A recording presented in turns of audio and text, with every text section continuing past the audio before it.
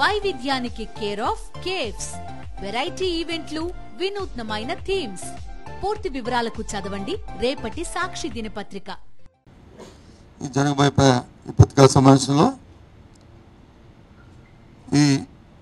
ఇక్కడ ఉన్న ప్రజాప్రతినిధులపై ఎలక్టెడ్ ప్రజాప్రతినిధులు అందరూ కలిసి పెడదామన్న ఆలోచనతోనే ఈ సమావేశం పెట్టాం. నేను, నాతో పాటు జిల్లా పరిషత్ చైర్మన్ గారు సుభద్ర గారు, నాతో పాటు మరి మా మేయర్ గారు హరికుమార్ గారు, మా రవిబాబు గారు, అలాగే కళ్యాణ్ గారు, ఎమ్మెల్సీ అందరం కలిసి, ఇంకా రవిబాబు కూడా మన రవీంద్రబాబు కూడా అందువేలు ఉన్నారు, ఆయన కూడా వస్తున్నారు. విషయం ఏంటంటే ఈ రాష్ట్రంలో ప్రభుత్వం వచ్చి నిన్నటికి 20వ తారీఖుకి 100 రోజులు దాటింది. 100 రోజులు పరిపాలన నేపథ్యంలో సందర్భంలో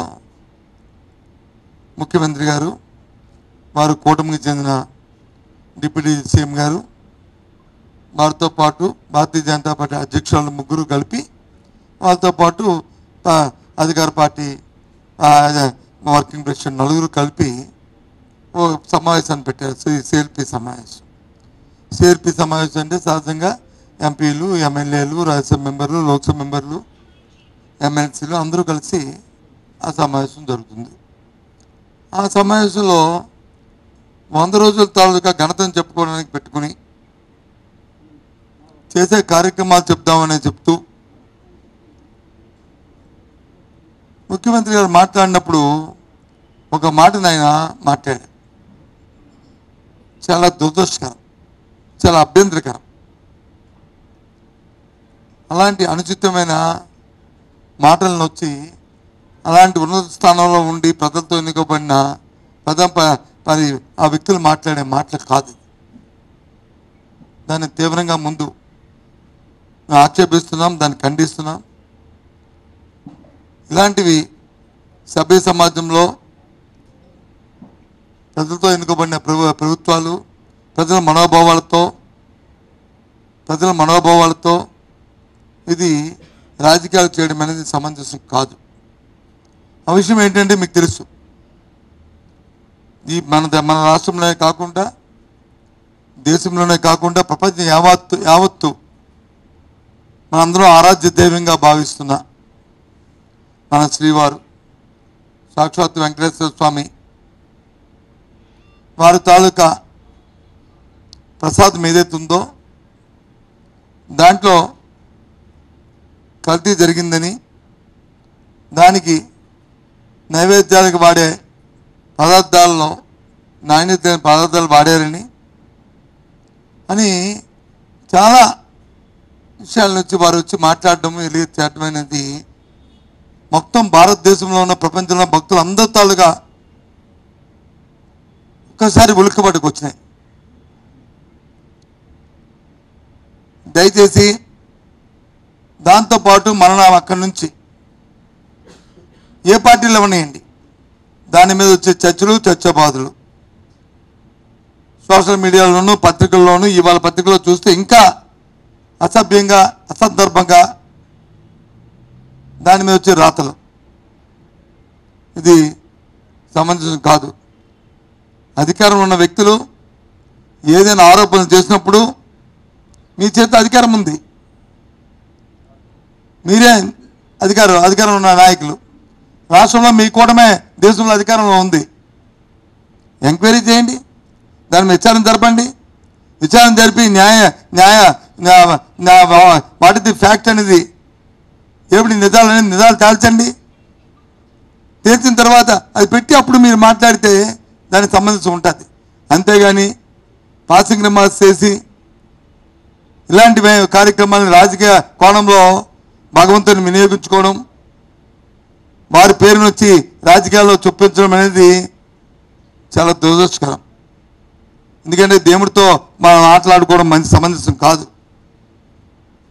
ఏదో చిన్న విషయాలు కాదు. మనం అనుకుంటాం చట్టాల్లో ఉచ్చుకులు తీసుకొని చట్టాలకు అతీతంగా మనం ప్రవర్తించవచ్చు, కానీ దేవుడితో వచ్చి మనము దాన్ని వచ్చి చేస్తే ఎవరైనా సరే దానికి మాత్రం ఇవాళ కాదు రేపు ఉంటుంది శిక్ష అనుకోవచ్చు.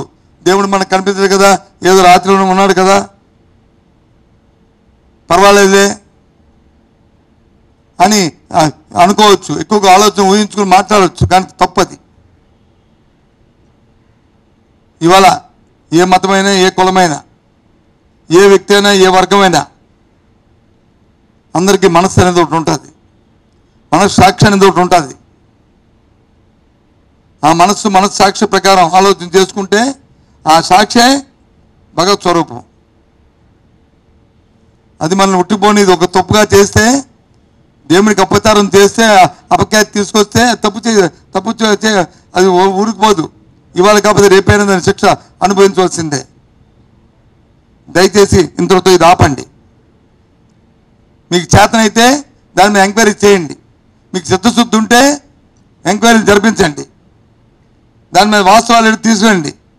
అప్పుడు మాట్లాడండి. అంతవరకు కూడా పత్రికలు కానీ, పత్రికా అధిపతులు కానీ రిక్వెస్ట్ చేస్తున్నాను, రాజకీయ పార్టీలు రిక్వెస్ట్ చేస్తున్నాను, దీనికి ఇంతటితో పరిసమాప్తం పెట్టండి.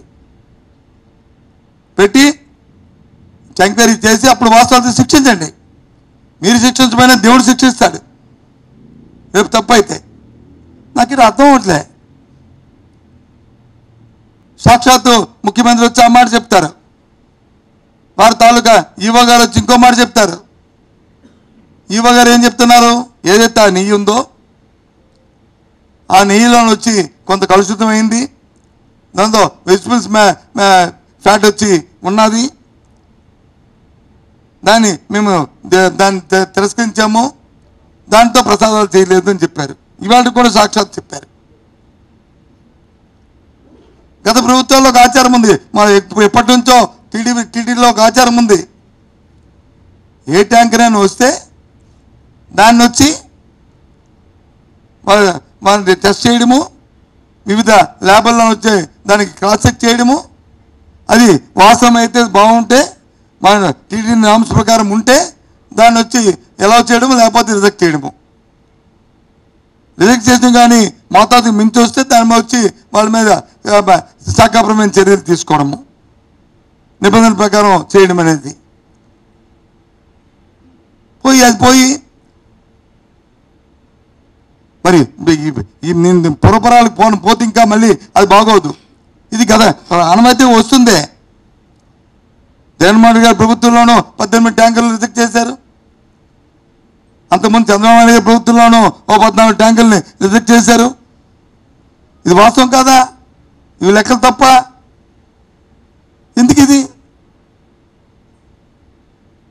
అవసరం లేని సందర్భాన్ని, అవసరం లేని సమస్యను తీసుకొచ్చి ఈ రకంగా ప్రజల మనోభావాలతోని, ఎందుకంటే ప్రపంచంలోనే మన శ్రీవారికి మన సాక్షాత్తు వెంకటేశ్వర స్వామికి ఉన్న ఆదరణ, ఆయన మీద ఉన్న భక్తి, ఆయనకున్న భక్తులు మరి ఎవరికి ఏ ఒక్క మతాల్లో కానీ ఏ ఒక్క దేని లేదు చెప్పుకోవడానికి మనందరం కూడా గర్వపడుతున్నాం.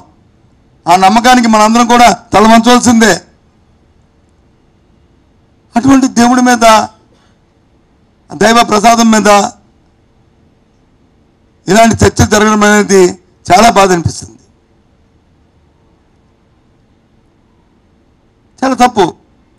అధికారం ఉంది, అధికారంతో ముందు వాస్తవాలు విషయాలను బయటికి తీసుకొచ్చిన తర్వాత మీరు మాట్లాడితే బాగుండేది. అందులోనూ రాజకీయ ఉపన్యాసంలో మీరు మాట్లాడింది ఎక్కడ? రాజకీయ ఉపన్యాసం. మీ 100 రోజుల తాలూకా మీ చరిత్ర చెప్పుకోవడానికి, మీ ఘనతని మీరు చెప్పుకోవడానికి పెట్టిన సమావేశంలో.